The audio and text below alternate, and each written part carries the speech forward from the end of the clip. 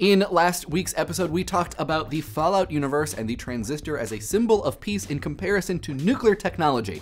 Let's see what you had to say. Papercup Mixmaster on the subreddit talks about two things that I think are really important to keep in mind. The first is we can view Fallout as a way to chart our decision making in the future if we're ever presented with that point of critical divergence that we were talking about, but we can also view it ultimately as a warning for technology in general, that overloading, as they say, any piece of technology can lead to the kind of folly and disaster that we see in the Fallout world. So it's not necessarily that it's about atomic technology or nuclear technology, period. It's just about technology. You could slot anything in there. And I think that's absolutely true, and is kind of one of the framing ideas, I think, of a lot of the conversation that happened around the episode. And the other thing they talk about is looking back on old media, and especially old science fiction novels written during the atomic age, to see how they imagined technology would work out. So they specifically call it Asimov, but I recently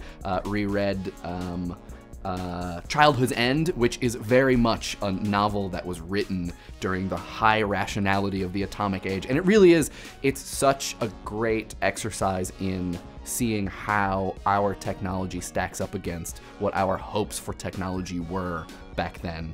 But yeah, I think it's a great exercise. Highly recommend it. Related to Papercup Mixmaster's first point, DevFRus wagers that it is possible our Great War will be because of the Transistor, and will not take 8 minutes, but will take 2. So yeah, let's be careful. I mean, you know, we do always want things faster and more efficient. Hopefully that doesn't also count for destruction. Mr. Schrödinger wrote a top voted comment on YouTube that's related to the tweet of the week this week, that's at the end of the Deadpool episode. And it's asking this question of whether we could view Fallout as atom punk in some way. So first things first, I know that the sub-genres of cyberpunk, steampunk, et cetera, are vast. There's a lot of them. I had no idea that atom punk was a thing. At least according to Wikipedia, Fallout seems to be the #1 most popular expression of the atom punk genre.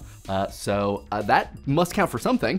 The one thing that gives me hesitation, and I'm trying to figure out why this makes me want to hesitate, is the post-apocalyptic nature of Fallout, and that I associate the various punk genres not with, like with dystopia, sure, especially as it relates to, you know, cyberpunk, but not with a post-apocalyptic setting. But there's no real reason that those two things do not belong together. But for me, it's like, Fallout is less atom punk, a thing that I just learned existed, and it seems more like it would be post-atom-apocalyptic.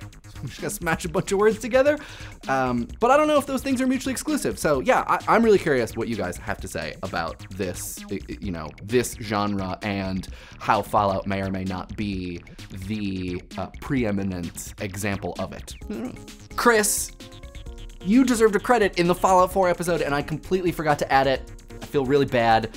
Everybody, this is Chris from BeCurieus. He has an awesome channel that is about nuclear technology and ecology, and you know, all that fun stuff. Though, yeah, I mean, being busy is a curse. Making YouTube videos is a time sink. When we first started putting this episode together several months ago, Chris answered some of the questions I had about what technically is possible given our current technology and understanding of nuclear science and all the related stuff, and he managed to answer those things very clearly and directly. So yeah, the episode would not have been as good or informative without Chris's help. So credit where credit's due. Sorry it didn't end up in the actual episode. I feel really bad. Kuber de Ruyter makes the point that it is not the technology itself that is good or bad, but it is the people who use it, who deploy that technology. And my feeling is that the truth is actually kind of somewhere between these two ideas, that while technology is not itself inherently good or bad, and that yes, it's up to people to use it for either good or bad, as people who make technology and who distribute it and who make demands of it, I think that we tend to build or bake our biases into these things, that, you know, our ideas about what our technology should be good at, should be used for, should not be used for, get fed into the technology themselves, which then feeds our attitudes about what technology does, which then feeds our attitudes about how we should build it, and it's this constant cycle of sort of like reinforcing parallels. And so yeah, I mean, while it's not that the transistor or nuclear technology are themselves either definitely good or bad, I think we have to realize that the way that those things are developed and the expectations that those developments sort of hand to us for that technology are really important and super powerful. So, but yeah, it is not, there's nothing inherent about the process for anything. dragonfiremalus, I will say that in the lots of reading and research that I did in the Fallout universe, there is a lot of internal inconsistency and a lot of things that are just completely unexplained, like the fact that there are some very smart computers or artificial intelligences that are in rather small packages, but yeah, there are mostly just mainframe machines for doing computing. So yeah, long story short, Fallout universe, not really internally consistent, which is, I mean, maybe that's what's interesting about it and gives it the mystery that it has and can contain in the stories it tells. So, I don't know. Jonny Morris, Mr. Made on the subreddit, has you covered, no squinting necessary. RaySquirrel writes a really great comment about the 3 Mile Island effect and the Shoreham power plant, which they made a documentary about, which sounds rad. This is just a really great comment. Link to this one and all the others in the doobly-doo. Madison Tompkins, we will almost certainly be doing an episode on The Witness, but I want to give everybody time to finish it, including me. Molly and I are playing it together.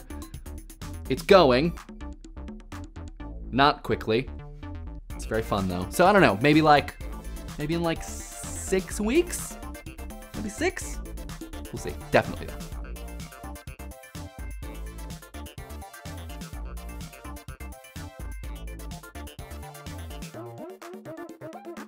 And last but certainly not least, on the topic of office hours. First, the reason we didn't have office hours in Boston or Las Vegas or Area 51 is that when we shoot on location to keep costs low, we're basically there for an afternoon.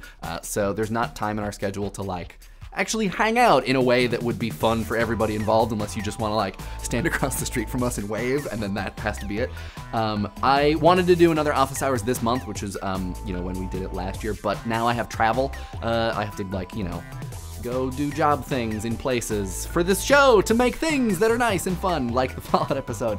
So I'm gonna try to do one in the spring when it's nicer in New York, and then we're gonna try to do more in different cities as we're traveling to them. We just have to figure out, you know, like anything, we gotta figure out how to pay for it, and we'll see how that goes. So no promises is, I guess, the long and short of this.